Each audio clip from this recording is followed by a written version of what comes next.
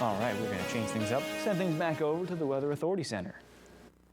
And so here are your temperatures now where you live. Much, much cooler out there. Hasn't it been? Those highs not even getting into the 70s in Santa Cruz proper, maybe into the 70s as you go up into the elevation, but really anywhere around the Santa Cruz area, you're not going to get out of the mid 60s. To the Salinas Valley area we go, and you see pretty much the same deal. Look at Morgan Hill and Gilroy not even getting to 70. Hollister not going to get to 70.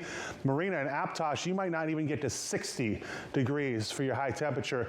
To the peninsula we go, and just those lower 60s for your high temperature as well. And we'll keep an eye on some coastal drizzle as well come Friday. And then inland a little further south, King City sitting in the mid 60s as well. Parkfield and Bradley maybe get to 70 degrees, but yeah, much cooler. And then look at those overnight temperatures too. King City, you're getting down into the 30s. So no freezing temperatures, but certainly cool enough to put an extra blanket on the bed and close your windows during the night. Here is a 7-day forecast with the weekend in view.